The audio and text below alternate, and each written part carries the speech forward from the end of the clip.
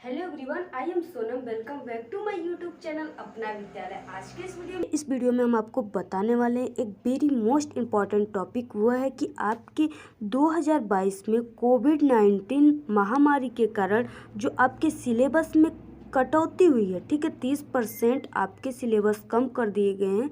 तो आज के इस वीडियो में हम आपको बताने वाले हैं रसायन विज्ञान मीन्स की केमिस्ट्री, ठीक है। केमिस्ट्री में आपको 30% कौन कौन से टॉपिक कम कर दिए हैं, कौन कौन से टॉपिक आपको नहीं पढ़ने हैं और क्या पढ़ने हैं, आज के इस वीडियो में हम आपको बताने वाले। इससे पहले हम आपको जनरल हिंदी के बारे में बता चुके हैं कि आपको कौन से टॉपिक पढ़ने हैं, कौन नहीं पढ़ने। अगर आप अभी तक वीडियो नहीं देखे हैं तो आप चैनल पर अपलोड है, जाकर देख सकते। टॉपिक आपको नहीं पढ़ने हैं, आज के इस वीडियो में बिल्कुल बारीकी से हम बताएंगे। वीडियो को बिना स्किप किए लास्ट तक देखिएगा, क्योंकि इस वीडियो में हम आपको बोर्ड एग्जाम से रिलेटेड कई इंपॉर्टेंट बात भी बताएंगे।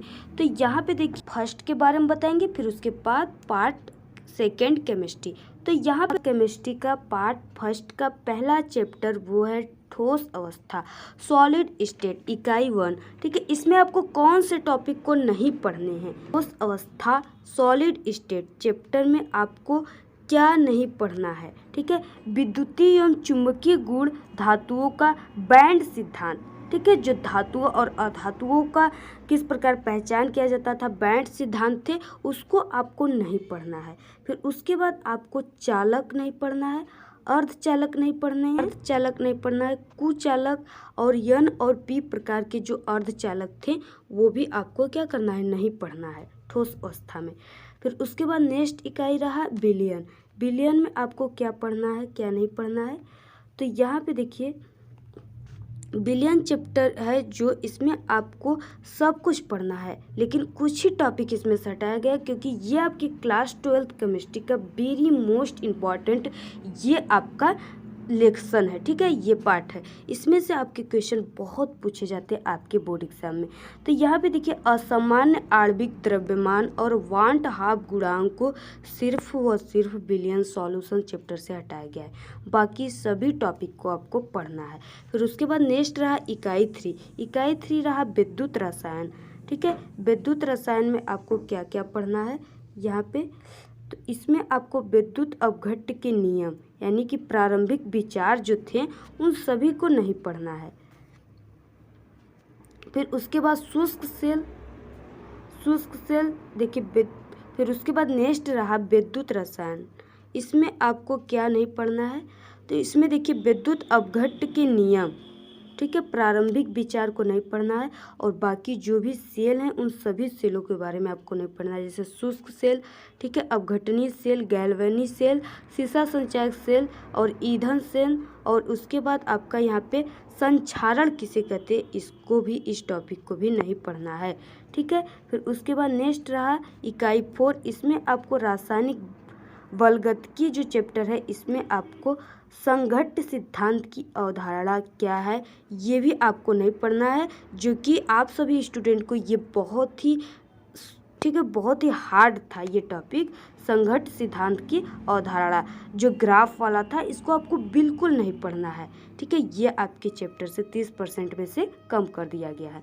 फिर उसके बाद यहाँ पे संक्रियण ऊर्जा किसे कहते हैं, आर्हेनियस सिद्धांत, समीकरण सब हट गया है, ठीक है, ये भी आपको नहीं पढ़ना है।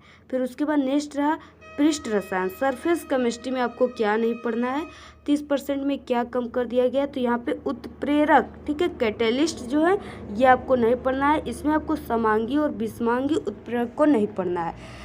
ये नहीं कि आपको सभी उत्प्रेरक को नहीं पढ़ना है, ठीक है, यहाँ पे आपको समांगी और विषमांगी उत्प्रेरक को नहीं पढ़ना है।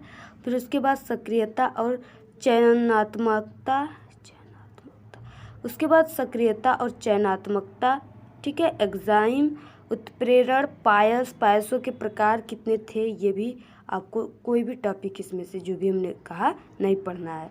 फिर उसके बाद इकाई 6 में तत्वों के निष्कर्षण के सिद्धांत, ठीक है, ये चैप्टर आपको ये हटा दिया गया है इसमें से, ठीक है। तत्वों के निष्कर्षण के सिद्धांत का पूरा प्रक्रम जो ये अध्याय है, इस पूरे अध्याय को ही क्या कर दिया गया है, बिल्कुल निकाल दिया गया है, ठीक है, आपके बुक से।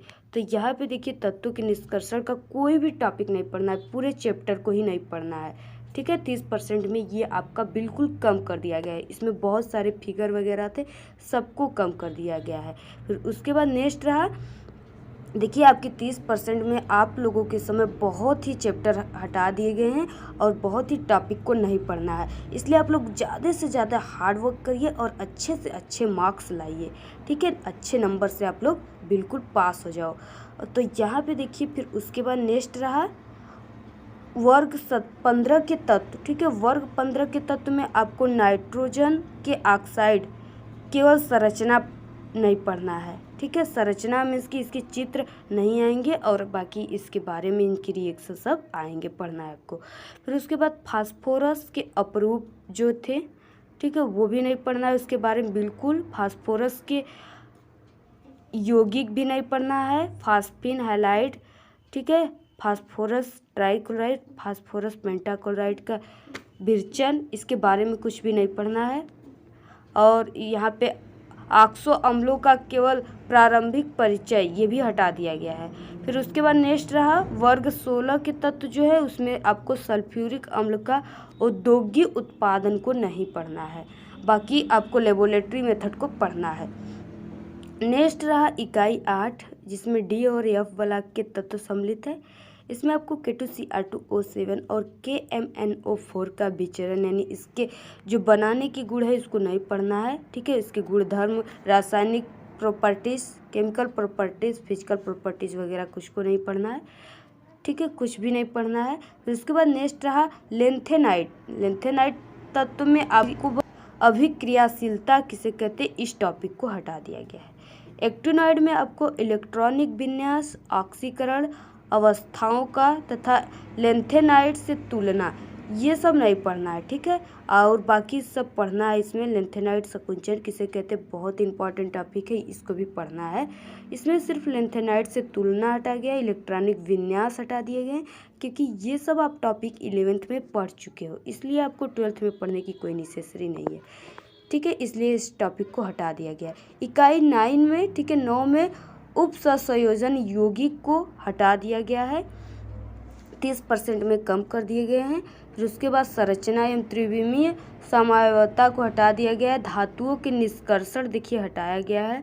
गुणात्मक विश्लेषण और जैविक निकायों में उप संयोजन यौगिक का महत्व, इस सब टॉपिक को हटा दिया गया। फिर उसके बाद यहाँ से आपका शुरू होता है इकाई 10 से आपका केमिस्ट्री सेकेंड, ठीक है।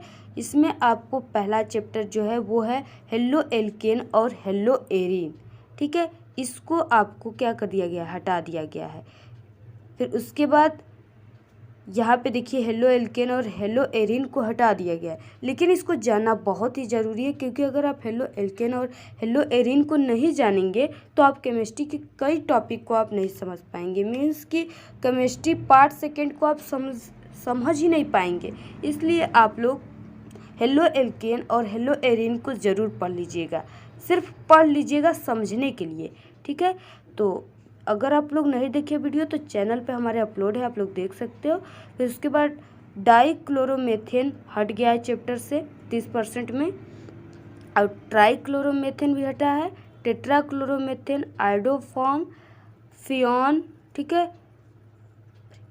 फ्रियॉन भी हट गया है, और DDT के उपयोग और पर्यावरण पर प्रभाव, ये भी हट गया है। फिर उसके बाद नेक्स्ट इकाई 11 में एल्कोहल और फिनाल और ईथर, ये हट गया है, ठीक है। इस टॉपिक को हटा दिया गया है। एल्कोहल का जो बनाने की पूरी विधि थी उसको भी हटा दिया गया है, फिनॉल की विधि को हटा दिया गया है, ईथर का भी हटा दिया गया है।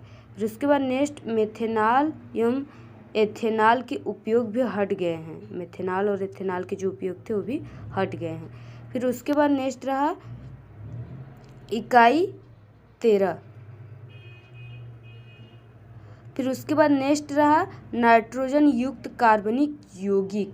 इसमें आपको क्या करना है कि साइनाइड और आइसोसाइनाइड, ठीक है, डाईएजोनियम लवण का विरचन यानी बनाने की विधि वगैरह सब हट गया है। रासायनिक अभिक्रिया तथा कार्बनिक रसायन में इसका संश्लेषण ये भी हट गया है। इसका महत्व इकाई 14 में जैव अणु, ठीक है, ओलिगोसेक्राइड, सुक्रोज, लैक्टोज, माल्टोज जो भी थे, पॉलीसेक्राइड, स्टार्च, सेलुलोज, ग्लाइकोजन, महत्व, एंजाइम, हार्मोन, प्रारंभिक विचार, संरचना छोड़कर सब हट गया है। ठीक है, विटामिन के प्रकार वगैरह सब हट गया है। और फिर उसके बाद आपका इकाई 15 जो है बहुलक, ये पूरा चैप्टर को हटा दिया गया है। बहुलक के पूरे चैप्टर को हटा दिया गया है। ठीक है, आपको कुछ भी टॉपिक इसमें से नहीं पढ़ना है। वर्गीकरण, प्राकृतिक एवं संश्लेषित बहुलन, ठीक है, बहुलकन की विधियाँ, योग और सब हटा दिया गया है। मतलब पूरे चैप्टर को ही हटा दिया गया है बहुलक के। फिर उसके बाद 16 इकाई रहे दैनिक जीवन में रसायन, ये भी पूरा चैप्टर बिल्कुल कुछ भी नहीं पढ़ना है, पूरे चैप्टर को बिल्कुल हटा दिया गया है।